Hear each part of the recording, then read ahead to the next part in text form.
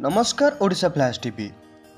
आम टीम आज केन्द्रापड़ा जिलार सर्वपुरातन मंदिर भाव में पूजा पाउथिबा नीलकंठपुर ग्राम में श्रृंगरेश्वर मंदिर में जाई पहुंचीला। सेठारे सहस्र वर्ष धरी पूजा पाउछन्ति बाबा श्रृंगरेश्वर महादेव।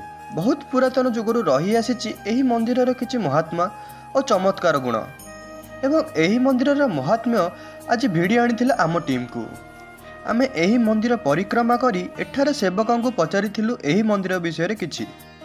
आसंतु शुणिबा। श्रृंगरेश्वर महादेव मंदिर बड़ पंडा प्रताप कुमार पंडा सहित। प्रताप बाबू नमस्कार। नमस्कार। प्रताप बाबू कौन कहिबे मंदिर किंवदंती नहीं कौन कहिबे आपण?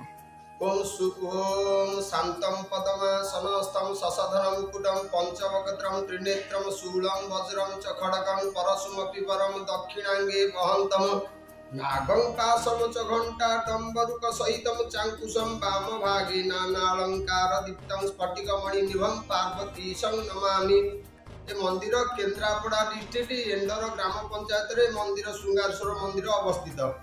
राजा जमीदार भितर दुई जन मध्य पाटितुंड लगी राजा कहले आम ये मूर्ति आमर, जमीदार कहले मूर्ति आमर।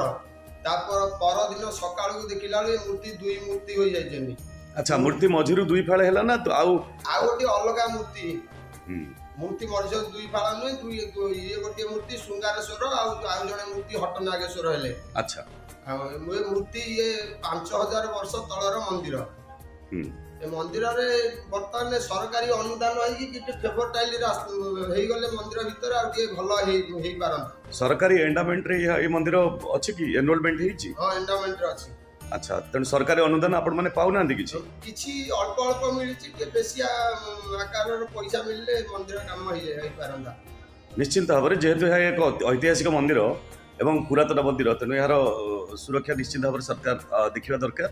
अच्छा, आपण कौन मंदिर सब पार्श्वदेवी देवा कौन किए सब अच्छा? दक्षिण पार्श्वर अधिष्ठात्री देव गणेश अछंती, पश्चिम पार्श्वर अधिष्ठात्री देव हरगौरी अछंती, उत्तर पार्श्वर अधिष्ठात्री देव पार्वती अछंती। अच्छा, तो मंदिर सब कौन कौन सब फंक्शन हुए?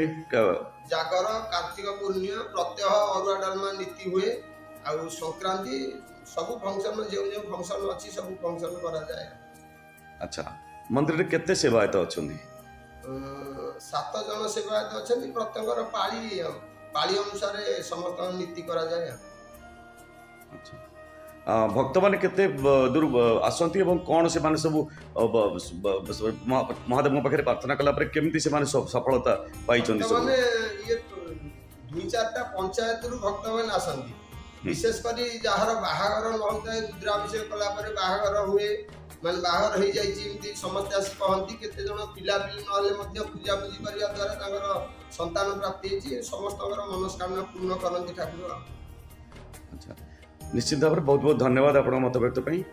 नमस्कार।